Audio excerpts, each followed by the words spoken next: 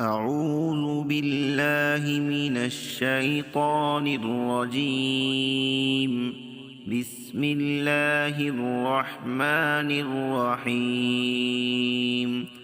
الرحمن علم القرآن خلق الإنسان علمه البيان. الشمس والقمر بحسبان والنجم والشجر يسجدان والسماء رفعها ووضع الميزان ألا تطغوا في الميزان وأقيموا الوزن بالقسط ولا تخسروا الميزان. والأرض وضعها للأنام فيها فاكهة والنخل ذات الأكمام والحب ذو العصف والريحان. فبأي آلاء ربكما تكذبان؟ خلق الإنسان من صلصال كالفخار وخلق الجان من مارج من نار. فبأي آلاء ربكما تكذبان؟ رب المشرقين ورب المغربين. فبأي آلاء ربكما تكذبان؟ مرج البحرين يلتقيان بينهما برزخ لا يبغيان. فبأي آلاء ربكما تكذبان؟ يخرج منهما اللؤلؤ والمرجان. فبأي آلاء ربكما تكذبان؟ وله الجوار المنشآت في البحر كالأعلام. فبأي آلاء ربكما تكذبان؟ كل من عليها فان ويبقى وجه ربك ذو الجلال والإكرام. فبأي آلاء ربكما تكذبان؟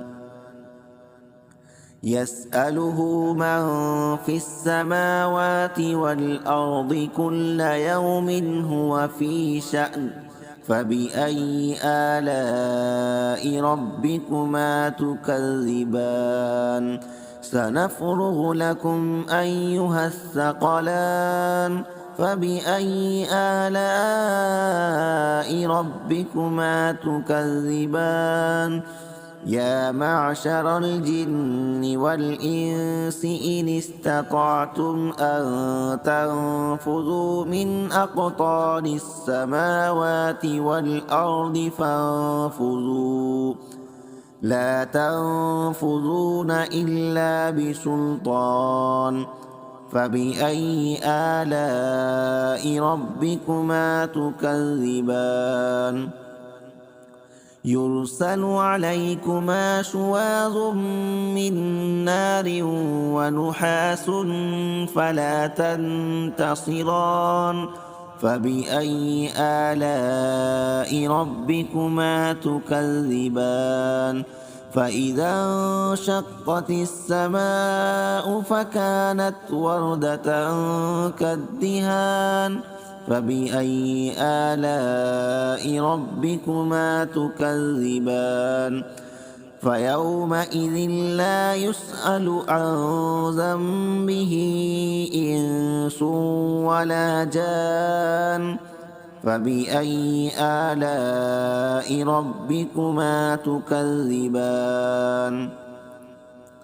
يعرف المجرمون بسيماهم فيؤخذ بالنواصي والأقدام. فبأي آلاء ربكما تكذبان؟ هذه جهنم التي يكذب بها المجرمون يطوفون بينها وبين حميم آن فبأي آلاء ربكما تكذبان ولمن خاف مقام ربه جنتان فبأي آلاء ربكما تكذبان ذواتا أفنان فبأي آلاء ربكما تكذبان فيهما عينان تجريان فبأي آلاء ربكما تكذبان فيهما من كل فاكهة زوجان فبأي آلاء ربكما تكذبان متكئين على فرش بطائنها من استبرق وجنى الجنتين دان فبأي آلاء ربكما تكذبان فيهن قاصرات الطرف لم يطمثهن إنس قبلهم ولا جان فبأي آلاء ربكما تكذبان كأنهن الياقوت والمرجان فبأي آلاء ربكما تكذبان هل جزاء الإحسان إلا الإحسان فبأي آلاء ربكما تكذبان ومن دونهما جنتان فبأي آلاء ربكما تكذبان مدهامتان فبأي آلاء ربكما تكذبان فيهما عينان نضاختان فبأي آلاء ربكما تكذبان فيهما فاكهة ونخل ورمان فبأي آلاء ربكما تكذبان فيهن خيرات حسان فبأي آلاء ربكما تكذبان حور مقصورات في الخيام فبأي آلاء ربكما تكذبان لم يطمثهن إنس قبلهم ولا جان فبأي آلاء ربكما تكذبان متكئين على رفرف خضر وأبقري حسان فبأي آلاء ربكما تكذبان تبارك اسم ربك ذي الجلال والإكرام صدق الله العظيم.